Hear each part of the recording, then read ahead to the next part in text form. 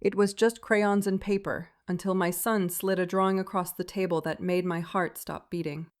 The morning had started in the gentlest way.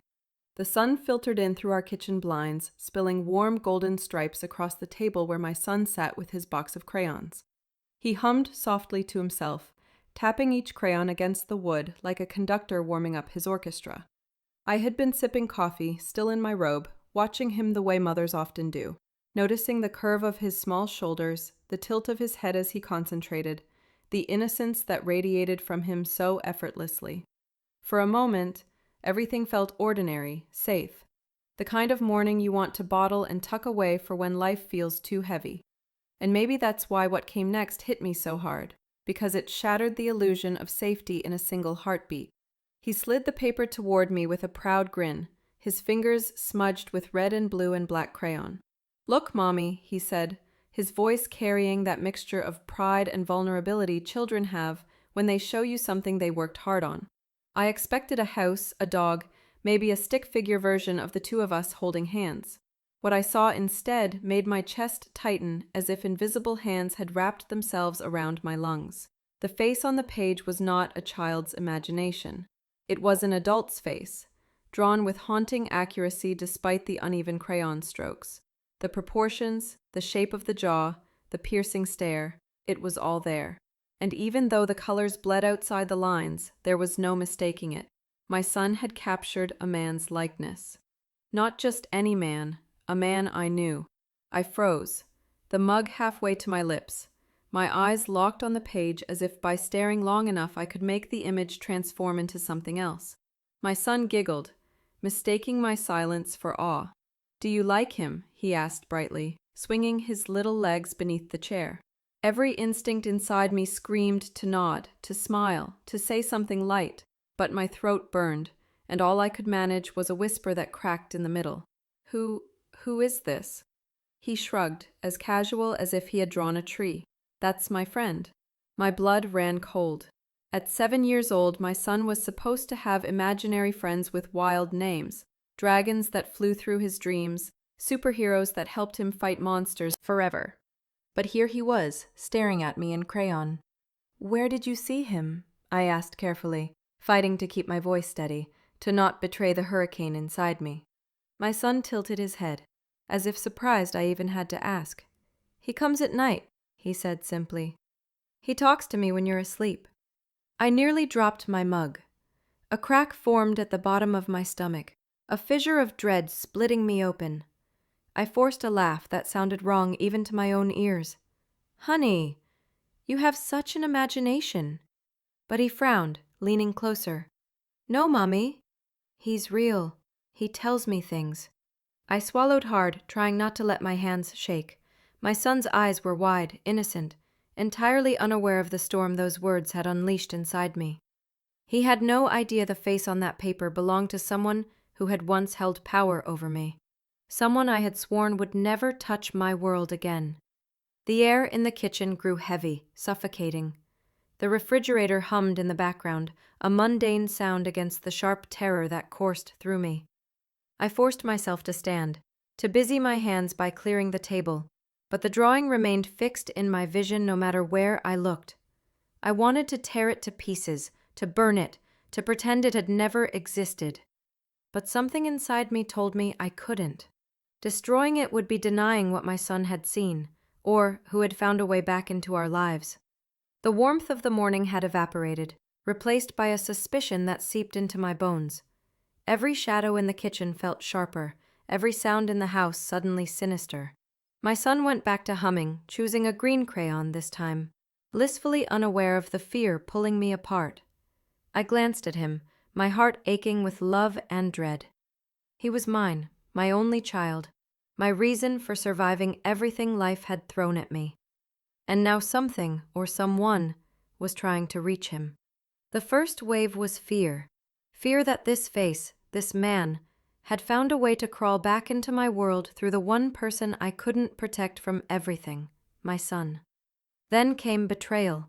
Betrayal from the universe itself, for not letting the past stay buried. Betrayal from my own mind, whispering possibilities I didn't want to enter my robe pocket all day. like a splinter under my skin that I couldn't dig out. I carried it with me from room to room, not because I wanted to look at it again, but because I couldn't bring myself to leave it behind. My son didn't seem to notice my unease. He skipped from chair to chair, scattering crayons on the floor, humming in that off-key way that was both adorable and maddening at once. I kept staring at him, trying to see through him.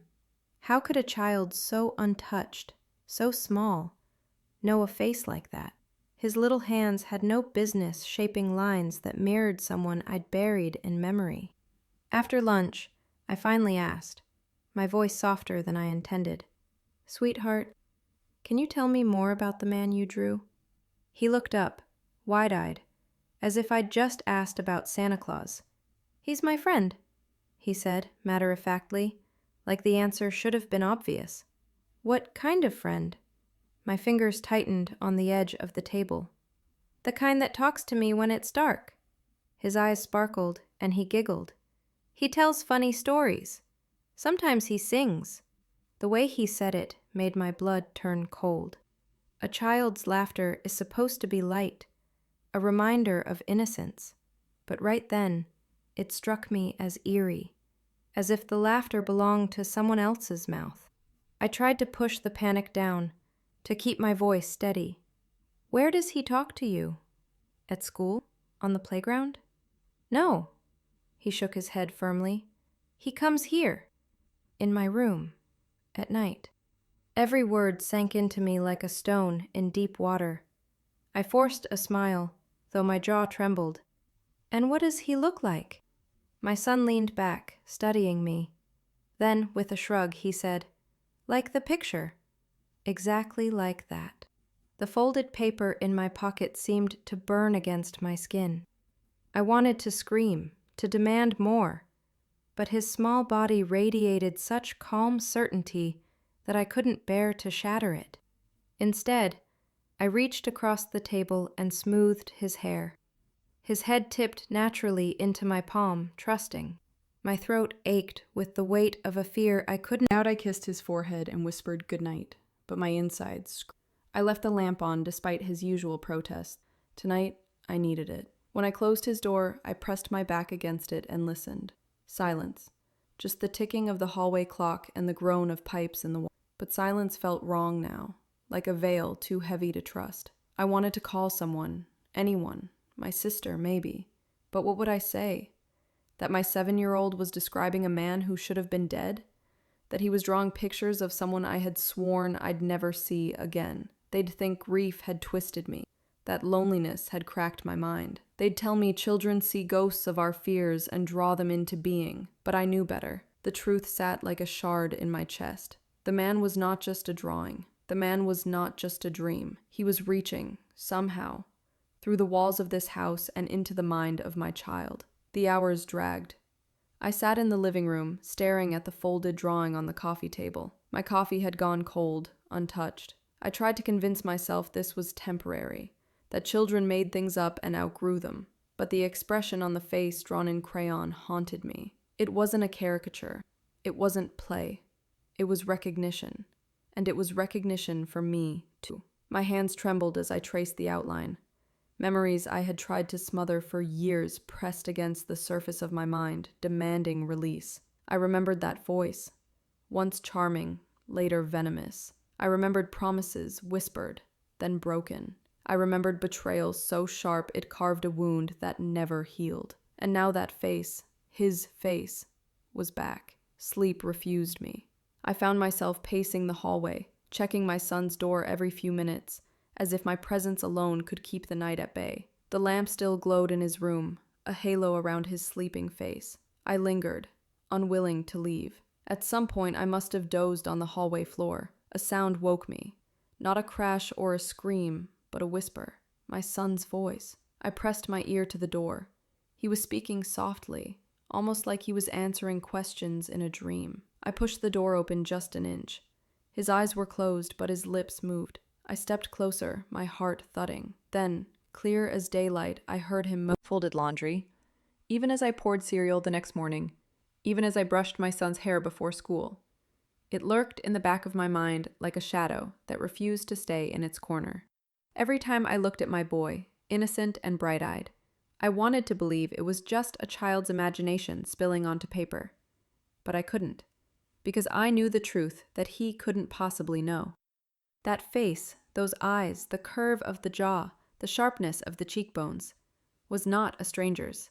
It was a ghost I had spent years trying to outrun. After dropping my son off at school, I sat in the car, clutching the steering wheel with white knuckles. My reflection in the rearview mirror looked pale, almost translucent, like someone drained of blood. I didn't want to go back there, but my mind dragged me anyway, pulling me down into memories I had locked away. Years ago, long before my son was born, there was a man. His name still made my chest tighten, but I mouthed it anyway, tasting the bitterness of it on my tongue. Daniel. Daniel had been everything at once: charm and danger, warmth and cruelty, light and shadow. He was the kind of man who walked into a room and made it smaller, not because he filled it with joy, but because everyone else shrank under the weight of him. At first, I hadn't noticed. At first, I had only seen the smile, the kind that made you believe you were the only person in the world who mattered. But behind that smile lived a sharpness, a hunger, a control so quiet you didn't see it until it wrapped itself around you like barbed wire. I remembered the way he used to hold my hand a little too tight, the way his voice dipped into warning when I laughed too freely with friends. I remembered the nights I cried quietly into my pillow, telling myself it wasn't that bad, that he loved me, that he didn't mean it, but he did mean it. He meant every word, every threat, every manipulation that chipped away at me until I barely recognized myself. And when I finally found the courage to walk away, it wasn't clean. It wasn't simple. He followed me. He waited outside work. He called at odd hours, his voice shifting from sweet to venom in seconds. He wrote letters, long, rambling, terrifying letters about how we were meant to be, about how he would never let. He had been sitting across from him, watching him closely. I pulled into the driveway and sat in the car, unable to go inside. My hands trembled as I reached for my bag, pulling the drawing out. I unfolded it slowly, bracing myself for the sight. There it was again. His face. Alive, sharp, undeniable. The questions tumbled one after another. How could my son know him? Had someone shown him a picture? Was someone, God forbid, playing some cruel trick? Or was it something darker? Something I couldn't explain with logic or reason? Inside the house, I spread the drawing on the table and forced myself to look closer. Children's drawings are usually clumsy, disproportionate. Big heads, uneven eyes, messy shapes. But this wasn't like that. The proportions were hauntingly accurate. The eyes were intense, shaded with surprising precision. Even the smirk, the one I had seen too many times, the one that meant trouble, was captured. I couldn't breathe. My son's small hand had recreated a man who should not exist in his world. And the guilt came rushing in. Had I cursed my child with the shadows of my past? Had my silence, my decision to bury the memory, allowed it to seep into him anyway, like poison in the bloodline? I pressed my palms to my eyes, fighting back tears. Maybe I was projecting. Maybe I was so haunted that I saw him everywhere, even in crayon lines. But when I lowered my hands, the truth stared back at me from the paper. It wasn't projection. It was recognition. That night, after putting my son to bed, I couldn't resist. I slipped into his room once he was asleep, my bare feet silent on the carpet. His crayons were still scattered across the desk, paper crumpled in piles like discarded evidence. My heart thudded as I sifted through them. At first, they seemed harmless. Sketches of animals, stick figures, crooked houses under bright suns. But then I found another, and my blood turned to ice. It wasn't just Daniel's face this time. It was 3 figures. My son, drawn with his unmistakable wide smile and messy hair. Me, standing beside him, my hair scribbled long across my shoulders. And next to us, looming just slightly taller, was Daniel. The 3 of us I thought I'd built. The next morning, I tried to act normal. I laid out breakfast, poured juice, smiled when my son showed me the picture of a dog he'd scribbled in green and purple. But beneath my calm surface, my stomach was twisted tight. I couldn't unsee the hidden drawing, I couldn't shake the feeling that Daniel was reaching through time, through death, to touch my son's small hands. "Do you like my pictures, Mommy?" my boy asked, grinning with his gap-toothed smile. I forced a smile back. "Of course, sweetheart. They're wonderful." But wonderful wasn't the word. Terrifying was. That afternoon, when he settled on the living room rug with his crayons again, I found myself hovering in the doorway, unable to tear my eyes away. His tongue poked out in concentration as he sketched, his little fingers smudged with blue and red. The innocence of it made my chest ache, until I saw what he was drawing. This time it wasn't a face. It was a house. But not just any house. It was my grandmother's house. The creaky old 2-story with the green shutters and the cracked stone steps. The one we'd sold years before my son was born. He had never seen it. Not in person, not in photos. I hadn't kept any pictures. Yet here it was, rendered in crayon detail so precise I felt like I could smell the lilacs that used to bloom by the porch. I crouched beside him, my voice trembling despite my attempt to keep it steady. "Honey, where did you see this house?" He looked up at me with those wide, innocent eyes and shrugged. "He showed me." My throat went dry. "Who showed you?" "You know," he whispered, leaning closer, his breath warm against my ear. "The man." My body went cold. I pressed further. "What does he say to you?" My son giggled like it was the silliest question in the world. "He tells me stories, at night, when you're sleeping." The words made my heart slam against my ribs. My son's imaginary friend wasn't imaginary at all. He was describing conversations, nighttime whispers, stories fed to him in the dark. "What kind of stories?" I asked, my voice so soft it was barely a breath. My son bent back over the paper, his crayons dancing across the page. "Secrets. About you." The air thickened around me. Didn't look. But they always found their way back into the open.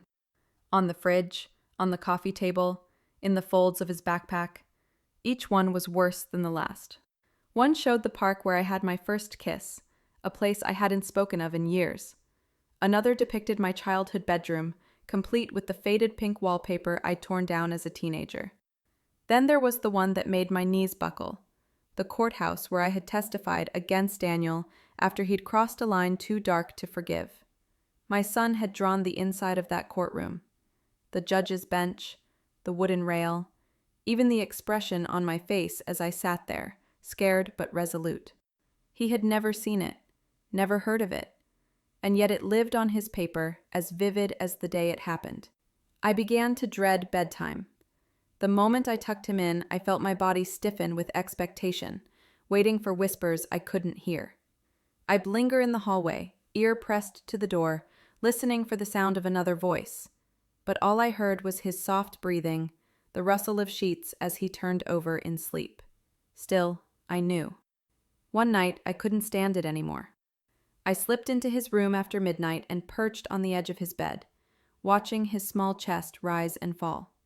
His desk was cluttered with crayons and unfinished drawings, and in the dim light from the hallway, I thought I saw movement on the page. I blinked, shook my head. Exhaustion, I told myself, just exhaustion. I picked up one of the new papers and held it under the weak glow of his nightlight. My heart seized. It was a family portrait again, but not of us as we were. It was of us as we had never been. Daniel standing with his hands on my shoulders. Me drawn smaller, like I was under his control. My son positioned between us, his smile wide but his eyes shaded dark, as if even in crayon he was trapped. Tears stung my eyes as I dropped the drawing back onto the desk. I wanted to tear it apart, to burn it, to rid the house of every crayon stroke that tied my child to that man. But some instinct told me to keep them, to save the evidence of whatever force was weaving its way into our lives. I tucked the papers into a box and shoved it under my bed. Out of sight. What happened? His chest heaved against mine, his body trembling like a leaf caught in a storm. He turned his face toward me, his voice breaking into a whisper that felt louder than a shout. He was in my room. When I followed the sound of footsteps, I found muddy prints in my hallway, prints too large to be my son's. The night after my son woke screaming, I barely slept. Every creak of the house made me sit up in bed. Every sigh of wind through the trees outside sounded like a whisper. I tried to convince myself that his terror had been nothing more than a nightmare, a child's imagination stirred up by too many drawings and too many shadows. But the look on his face, that raw, primal fear, would not leave me. It wasn't the fear of bad dreams. It was the fear of something real. By morning, I had convinced myself that daylight would make it all easier, but daylight didn't cleanse the house. Instead, it revealed something worse. I was in the kitchen, standing over the coffee maker, when I noticed it. The back door was ajar, just slightly, just enough to let in a draft that raised goosebumps on my arms. I hadn't opened it. I was sure of that. I closed it carefully, checking the lock twice before returning to my mug. But as I sipped, my gaze fell on the floor. That's when I saw them. Footprints. Not small ones, not the innocent tracks of my 7-year-old padding around in socks. These were larger, wider, with the deep impressions of someone heavier. Mud clung to the grooves, smearing across the hardwood in a trail that disappeared into the hallway. My stomach dropped. I followed them, step by hesitant step, my heart hammering so hard I could hear the rush of blood in my ears. The prints wound their way past the living room, through the narrow hallway, toward the bedrooms. Each step seemed fresher than the last, as if whoever had made them hadn't been gone long. At the end of the hall, the prints stopped, right at my son's door. I froze. My breath caught in my throat. I couldn't bring myself to push it open right away. Instead, I pressed my palm against the wood, feeling its cool surface, grounding myself in the physical world as my mind threatened to spiral into panic. When I finally opened the door, my son was sitting at his desk, crayons spread out before him, head bent low over another drawing. He shrugged, eyes sparkling with innocent pride. He did. I wanted to shake him, to demand he stop, to tell him never to listen again. But instead, I pulled him into my arms, pressing his small body against me. His warmth was real. His heartbeat was steady. But the air around us felt wrong, heavy, as though someone else stood in the room with us, watching. That night, I triple-checked every lock in the house. I left lights on in the hallway, in the kitchen, even in the bathroom. Still, sleep came only in fragments. Each time I closed my eyes, I dreamed of muddy prints trailing across the floor, leading me to places I didn't want to go. And every morning, more disturbances appeared. One day, the salt shaker sat in the fridge while the milk soured on the counter. Another, I found the front door unlocked, though I was certain I had latched it before bed. Drawers opened themselves. Toys moved from one room to another. The TV turned on in the middle of the night, static buzzing like a swarm of bees. My son, meanwhile, grew more and more consumed by his drawings. He spent hours hunched over paper, barely speaking, his crayons moving with eerie precision. He no longer needed to look at me to know I was watching. He seemed to sense it, and when our eyes met, he would smile in a way that wasn't entirely his own. The worst was the whispering. I never heard the voice, but I heard him answer it. His lips would move in low murmurs, his head tilted as though listening to someone crouched just beside him. I would ask who he was talking to, and he would blink up at me, confused, as if he hadn't realized I was there. By the third night of disturbances, I was unraveling. Exhaustion and fear made me reckless. So when I woke again to faint footsteps, I decided I wouldn't hide under the blankets. I wouldn't dismiss them as dreams. I would follow. I crept from bed, my body tense, ears straining. The sound was faint but clear, the slow, deliberate tread of someone who didn't belong. I followed the noise down the hallway, past the living room, toward the back of the house. The floorboards creaked softly beneath me. The air smelled faintly of damp earth. And there they were again, muddy footprints, fresh, wet. Leading me forward like breadcrumbs laid out. Reflection in the window, I realized. This wasn't just in my head. By then I had stopped trusting my own senses. The muddy prints, the whispers, the drawings, they could all be explained away if I wanted them to. Sleep deprivation, stress, a child's imagination spilling over into mine. But deep down I knew what I was seeing. And yet every time I tried to confide in someone, they made me feel like I was unraveling. When I told my sister about the drawings, she laughed. Kids pick up more than you think. Maybe he saw an old photo somewhere and it stuck. When I mentioned the footprints, she sighed. Maybe you tracked mud in yourself. You're working yourself up over nothing. And when I dared to whisper that I thought Daniel might not be gone, her voice turned sharp, clipped. Don't do this to yourself. Don't drag his ghost back into your life. You finally built something safe. Don't destroy it with paranoia. Paranoia. The word stuck to me like a curse. I wore it even as I denied it, and the more they dismissed me, the more alone I felt. At night, after I tucked my son in, I sat on the edge of my bed staring at the wall, questioning myself. Was I imagining it all? Had the years of fear I endured with Daniel broken something inside me, left me seeing him everywhere, even in my child's innocent scrawls? But then something happened that shattered any hope of rationalizing it away. It was close to midnight, and I was sitting at the kitchen table with a mug of coffee gone cold, the silence of the house pressing in around me. The window above the sink reflected my own tired face, pale and drawn. I rubbed my eyes, telling myself to go to bed. And then I saw it. Not my face. His. For the briefest moment, Daniel's reflection hovered just over my shoulder in the glass. His familiar smirk. His piercing eyes. Looking at me like he used to when he wanted me to know he was in control. My breath hitched, and I spun around so fast the chair clattered to the floor. But the kitchen was empty. My chest heaved. My palms were slick with sweat. Slowly I turned back to the window. My reflection stared back at me, hollow-eyed and shaking. Daniel was gone, but I knew what I had seen.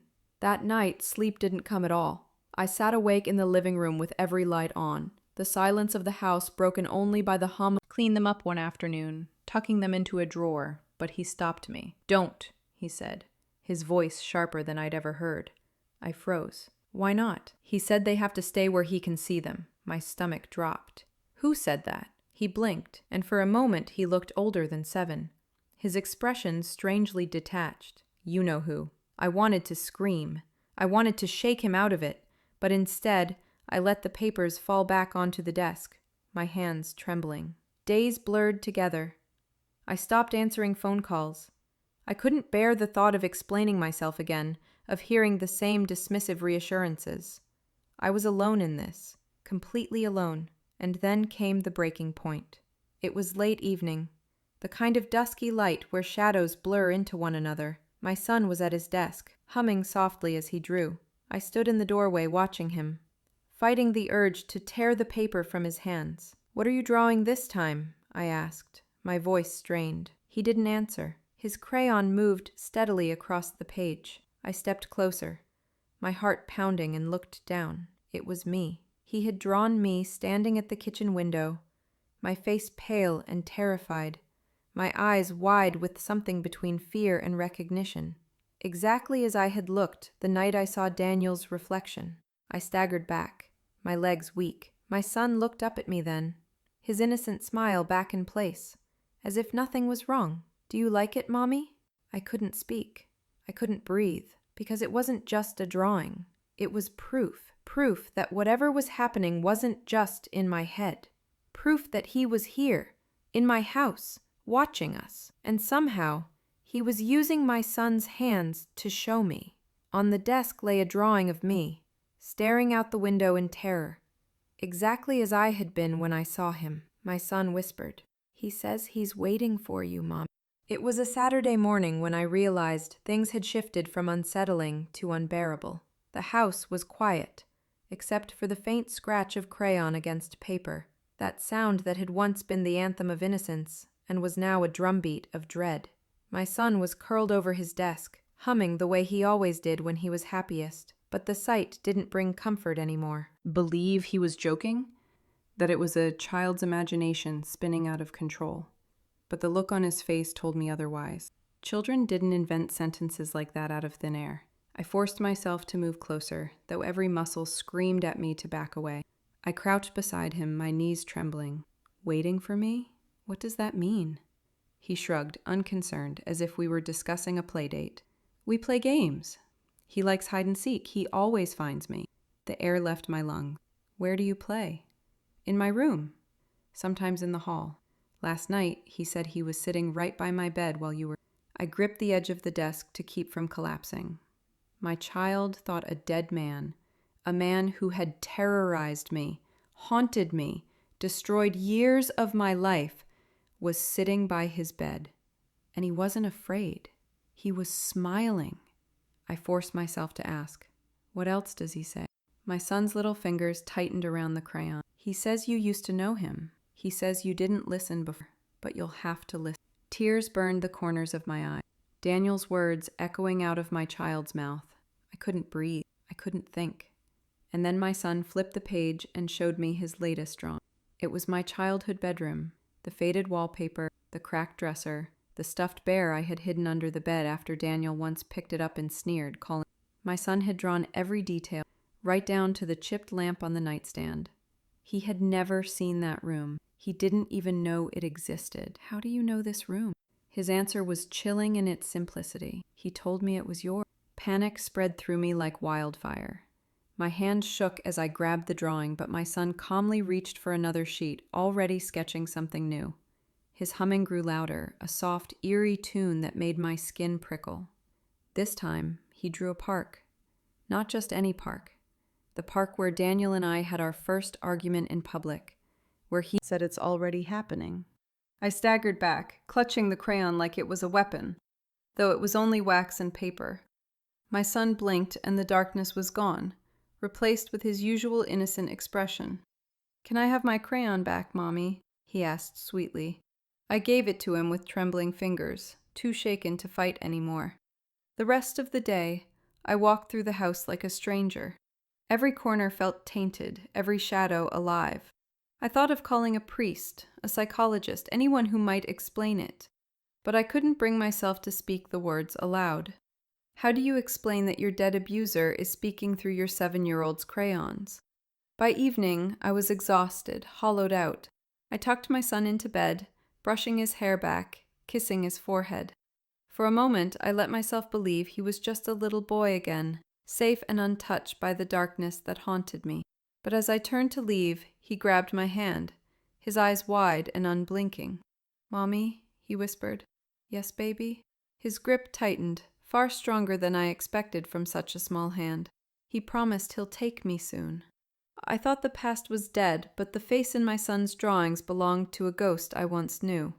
There are some names you spend your life trying not to say out loud, some faces you push so far down into your memory that even when they surface in dreams, you wake up gasping, convinced they were never real.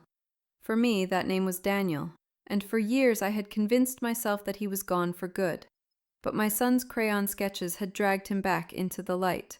Every childish stroke, those piercing eyes, the angular jaw, the crooked grin, wasn't a product of imagination.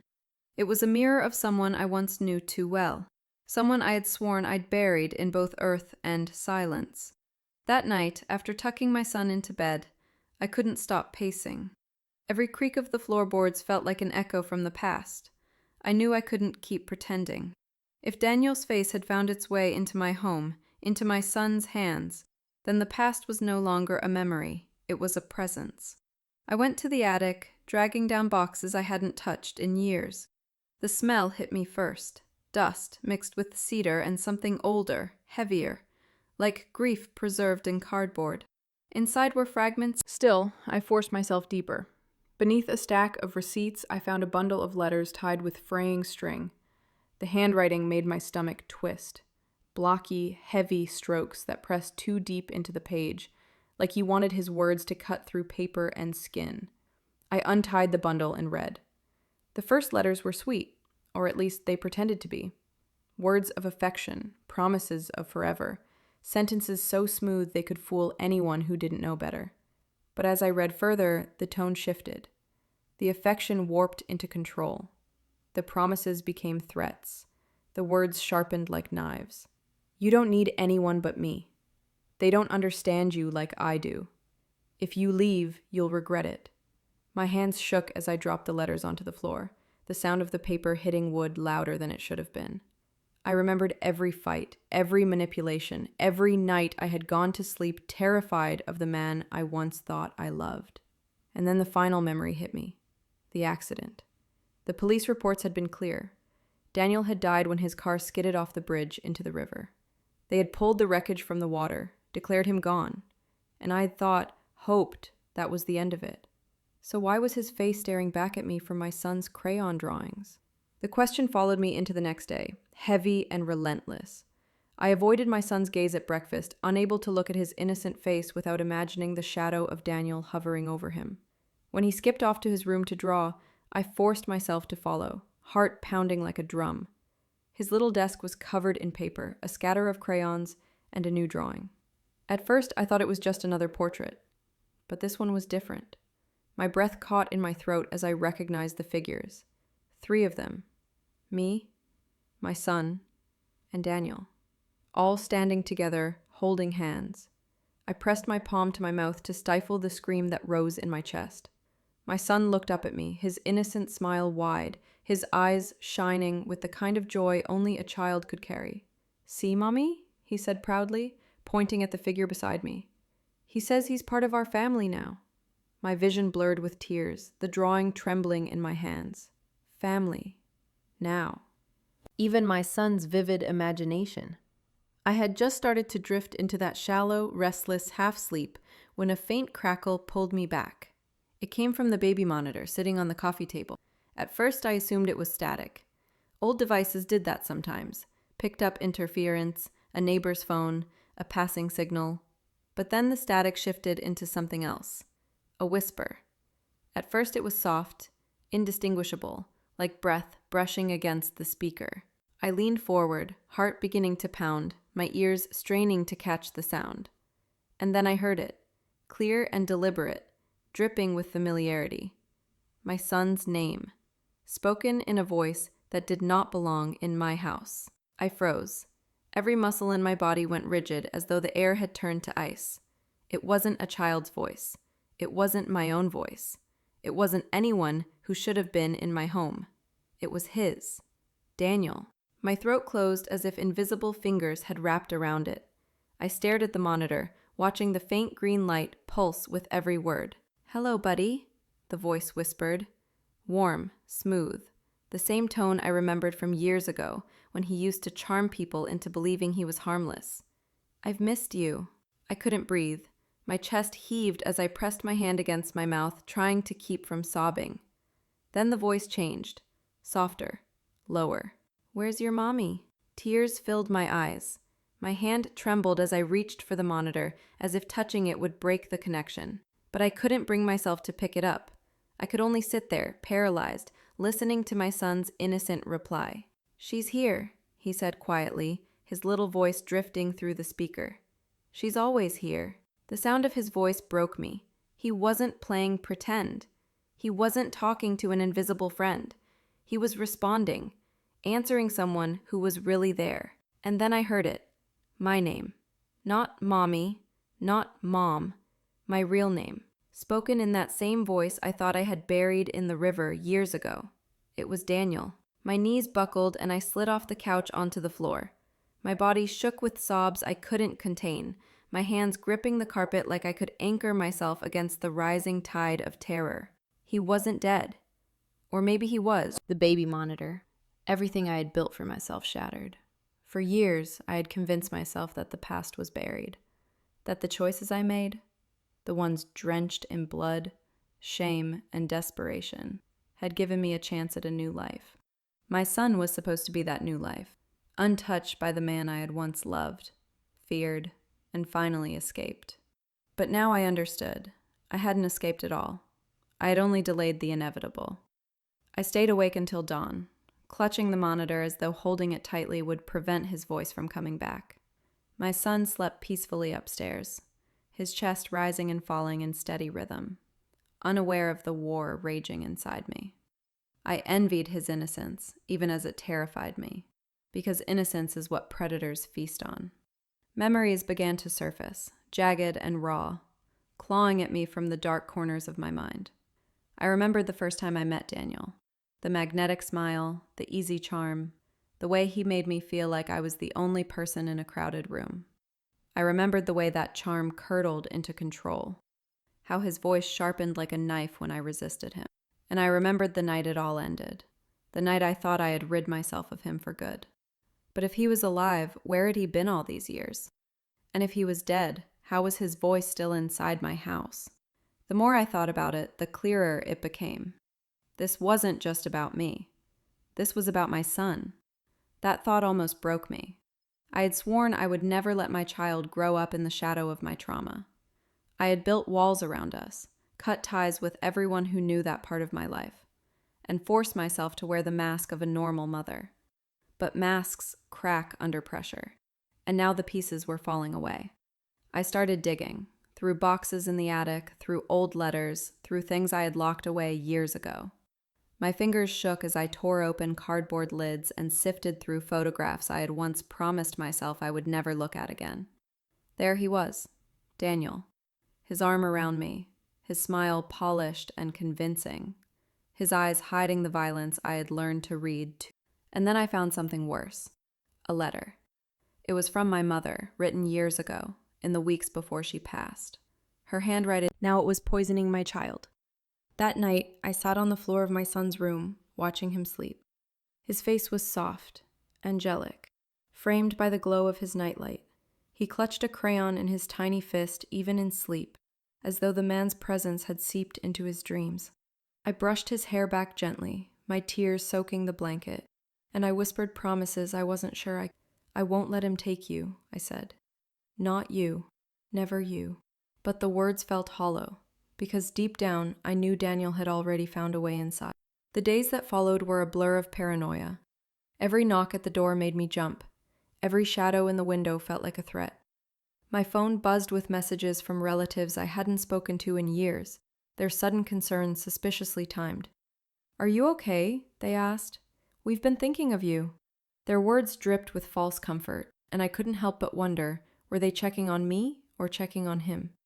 And through it all, my son kept drawing. Pages and pages of places he had never seen, memories he could not possibly know. And always, always that same face. The man with the charming smile and hollow eyes. Then, one evening, as I tucked him into bed, he looked at me with a seriousness far beyond his years. "Mommy," he whispered, "he says he's coming for me. Because of you." My blood turned to ice. I tried to stay calm, to brush it off as imagination, but his eyes were too steady, too knowing. He wasn't making it up. He was relaying a message. That night, I barely slept. I sat in the hallway outside his bedroom, a knife clutched in my hand, my ears straining for any sound. Hours passed in silence, and for a moment, I thought maybe I had scared the nightmare away, until dawn broke. I pushed open his bedroom door, my heart already heavy with dread. The blanket lay crumpled on the mattress, the pillows were undisturbed, the window was cracked open just enough to let in the cool morning air. And the bed, his bed, was empty. My son was gone. I searched for my son in the woods and found only his tiny shoe half buried in the dirt. The moment I realized his bed was empty, I felt something inside me collapse. It wasn't just panic. Knees weakened. My son had had been led into the woods behind our home. I didn't hesitate. I ran. Barefoot in my thin nightshirt, I plunged into the dark. Branches clawed at my arms, thorns ripped at my legs, but I didn't care. The only thing I could hear was the pounding of my blood in my ears and the echo of Daniel's voice from the monitor. "It's time. I'm coming tonight." The deeper I went, the thicker the silence became. The woods swallowed every sound, even the crunch of leaves beneath my feet seemed muted. My heart raced with the sick certainty that I was walking into his trap. I shouted for my son until my throat burned, but the woods gave nothing back. No cry, no rustle, no laughter, just the heavy press of absence. As I pushed through the undergrowth, my mind clawed at old memories. My mother's warnings, the letters she left behind, the family who had turned their faces away whenever I spoke Daniel's name. They had known. They had all known, and now silence had delivered my child into his hands. I stumbled over a root and fell hard against the dirt. For a moment I couldn't breathe, my palms scraping against the ground. And then I saw it. Just ahead, caught in a shaft of moonlight, something small and pale peeked through the leaves. I crawled toward it, my lungs seizing with dread. My fingers dug into the earth and closed around the object. A shoe. My son's shoe. Tiny. Blue. the one he insisted on wearing even though the sole was starting to peel. It was half buried in the dirt, as if dropped during a struggle, or worse, left there as a message. I pressed it to my chest, rocking back and forth, the woods spinning around me. My mind screamed that this was only the beginning, that he wasn't just here for me anymore. He was rewriting the rules, and he had my son. When I finally saw him standing there, alive, breathing, and smiling, I stopped believing in death. The shoe in my hand felt heavier than stone. My body wanted to collapse, to scream, to claw at the dirt until the whole forest split open and gave me my son back. But I couldn't stop moving. My legs carried me deeper into the woods, past the point where reason begged me to turn back. The branches bent like skeleton fingers between the trees. He was tall, broader than I remembered, his presence bending the air around him. Moonlight fell across his face, and that was when my knees gave out. It was him, Daniel, alive, breathing, smiling. The years had barely touched him. A few more lines near his eyes, a roughness in his jaw, but it was him, the same man I had watched disappear, the same man I had buried in my memory, the same man I had told myself would never hurt me again, because he was gone, but he wasn't gone. He had never been gone. I missed you, softly, as if his words weren't blades digging into me. His voice was calm, steady, the same tone he had once used to lull me into. And now, his eyes flicked past me, into the shadows. We're a family again. My stomach twisted. My son. Where is he? I shouted, my voice cracking. Where is my son? Daniel tilted his head, the smile never leaving his face. Safe. Safer than he's ever been with you. Rage surged through me, momentarily overpowering the fear. You don't get to say his name.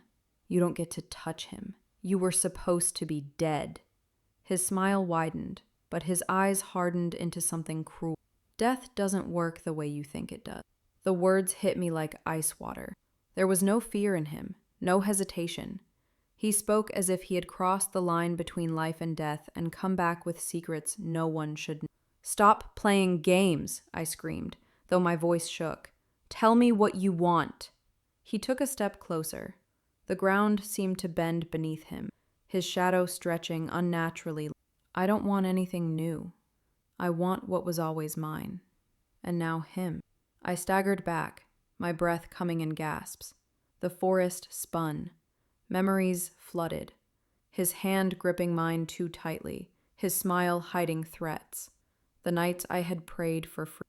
And now, here he was, claiming my child as part of his twisted possession. I'll never let you have him, I spat, though fear strangled every word. Daniel chuckled, shaking his head like I was a stubborn child. Me. Your son wanted me here. He drew me. He made me real again. My body went cold, my son's drawings, his whispers at night, his innocent laughter. None of it had been innocent. None of it had been his alone. Daniel had been feeding on him, through him, using him as a doorway. You're insane, I hissed, though the certainty in his eyes told me otherwise. Daniel stepped even closer, so close I could see the tiny scar under his eye, the scar I had once kissed. His presence suffocated me, my body screaming to run even as my legs rooted me in place. And then he leaned in, his voice low, intimate, deadly. You always belonged to me. The betrayal wasn't from strangers. It was buried in my own bloodline. When Daniel's words cut through me, you always belonged to me, I thought that was the deepest wound I could ever feel. But I was wrong.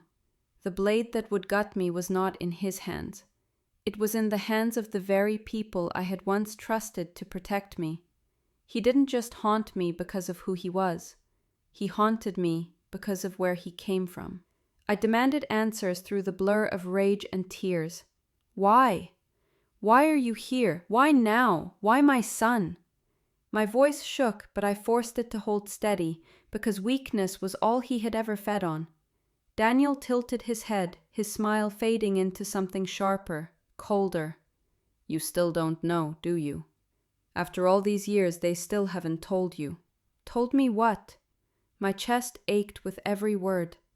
That I was never just a stranger who walked into your life, he said softly. His eyes gleamed, moonlight catching the edges of his face until he looked almost otherworldly. I was chosen for you. Brought into your life not by accident, but by your own blood. I stumbled back, shaking my head.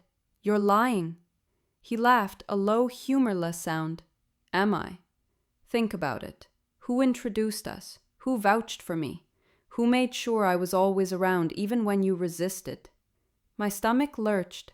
Memory swirled. The first time we met, at a family dinner I hadn't even wanted to attend. My cousin What you do, isn't it? You bend for family. Hot tears streamed down my face.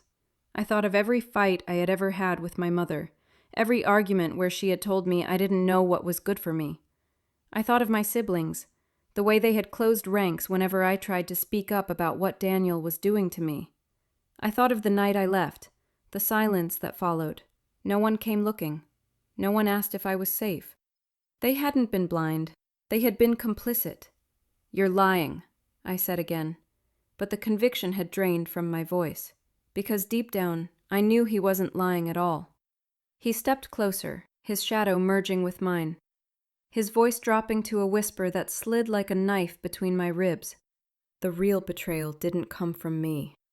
It came from them. They promised me you. My body shook. I wanted to scream, to collapse, to run, but all I could do was choke on the truth. The betrayal wasn't from strangers. It was buried in my own bloodline. And then, through the haze of tears, I saw him, my son.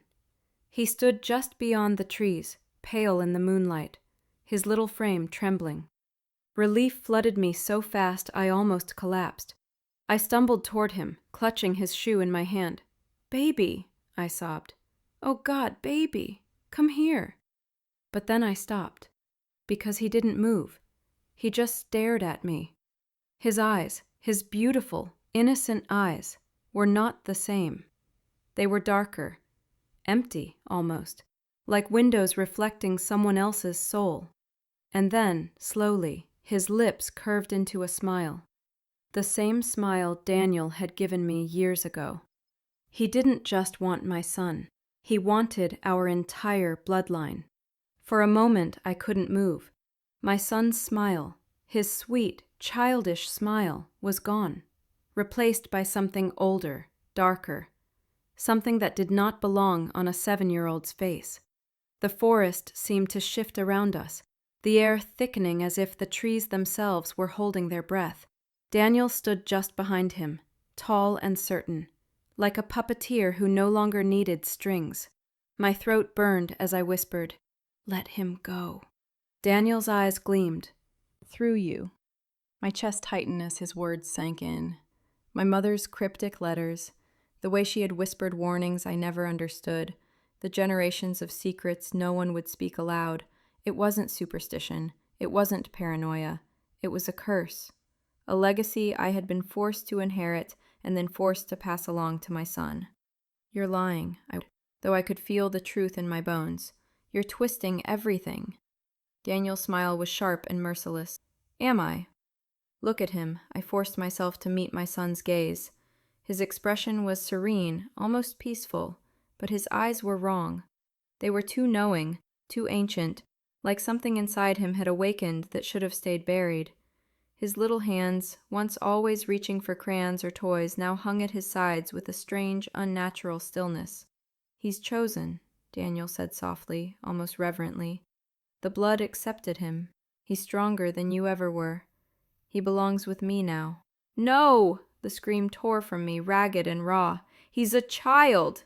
He belongs with me." Daniel's face hardened. "You're still so naive. You think this is about parenting, about custody. This isn't a family squabble, it's a destiny. You can fight it. You can resist it. But the truth doesn't care. He carries the mark in his blood, just like you did. You were always meant to bring him to me." The weight of his words nearly broke me.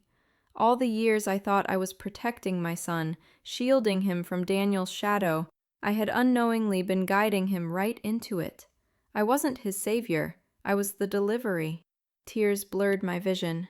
If it's me you want, take me. Leave him out of this. I'll give you anything. I'll do anything. Just let him go. Daniel shook his head slowly.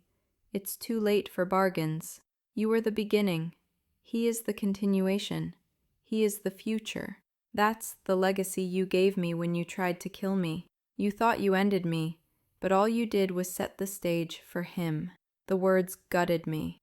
I had spent years fighting ghosts, trying to erase the past, but my silence had given it room to grow.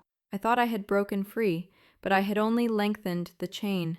I dropped to my knees, my hands pressing into the dirt, my sob him to erase Daniel's presence from our lives. But the truth was written in my son's eyes. Shadows weren't just haunting us. They were inside of him now. I couldn't stop trembling, but I forced myself to stand. My voice cracked with a desperation I hadn't felt since the night I thought Daniel had died. You don't like him, I said, my words rushed, pleading. You don't know him. He's dangerous. He wants to take you from me. My son tilted his head, a gesture far too adult for a 7-year-old, and his darkened eyes flicked between Daniel and me. But he says he's family. He says you kept him away because you were selfish. The knife twisted deeper. Those weren't my son's words. They were Daniel's, planted and rehearsed until innocence itself carried the poison. Daniel stepped forward, his shadow swallowing us both. He's telling the truth. You spent years trying to bury me, erase me, but blood remembers. You can't silence what was promised. I wanted to scream at him, strike him, claw the smug smile from his face, but I didn't. Because this wasn't about Daniel anymore. It was about my son. If I lost him now, truly lost him, it wouldn't be Daniel stealing him. It would be me, handing him over by failing to fight hard enough. I dropped to my knees, meeting my son's gaze, willing myself to keep my voice steady. Listen to me, sweetheart. Family isn't someone who hurts you. It isn't someone who scares you. Family is the one who stays, the one who protects you no matter what. My hands shook as I reached for him. That's me. I'm the one who stayed. For the first time, I saw a flicker of conflict cross his face. His little brow furrowed, his lips parted like he wanted to say something but couldn't. Hope surged in me, fragile but burning. But then Daniel crouched beside him, his hand resting possessively on my son's back. Don't listen to her, he murmured, his voice like silk wrapping around barbed wire. She's always been afraid of me, afraid of what we are. But you're not afraid, are you? You're stronger than she ever was. My son's shoulders stiffened, his little hand tightened around Daniel's fingers. The sight nearly destroyed me. I knew then that words alone wouldn't save him. I had to choose. Blood remembers everything you did to me. For the first time, his smile faltered. I stepped forward, my eyes locked on his. You don't get to claim us. Not anymore. This ends tonight. What happened next is a blur in my memory, like lightning striking a photograph. Bright, violent, impossible to fully capture. I lunged forward, pulling my son from Daniel's grasp with a strength I didn't know I had. Daniel roared, his face twisting with fury, but I held my son tight against me, my arms becoming iron bars. Run, I whispered into his ear, pushing him toward the path. No matter what happens, run. He stumbled, hesitated, his small body trembling, but then he obeyed. His footsteps pounded against the dirt as he vanished into the trees. Daniel's eyes burned into mine, his smile gone, his face contorted with rage. You think you've won, he hissed. You think you can stop me? I shook my head.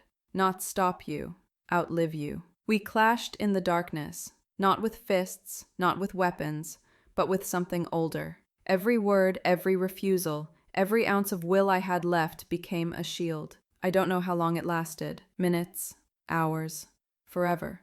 When it was over, the forest fell silent again, and Daniel's shadow was gone. I stumbled out of the woods at dawn, my son waiting at the edge of the yard. His face lit up when he saw me, and for a moment, relief nearly brought me to my knees. I pulled him into my arms, clutching him as though letting go would mean losing him forever. We went home together. I bathed him, fed him, tucked him into bed. For the first time in days, he fell asleep without drawing. I told myself it was over. I told myself we were free. But freedom is fragile. A few days later, I found it. A single sheet of paper lying on his desk, crayons scattered around it, still warm from his little hands. My heart stuttered as I picked it up. It was a drawing, the three of us. My son in the middle, Daniel on one side, me on the other, and we were all smiling. The face that haunted me, the face I thought I had erased, was still there. Daniel's face. And this time, it wasn't fading. If this story left you shaken, tell me in the comments what you would do if your child drew someone who shouldn't even exist. Share the moment that chilled you most.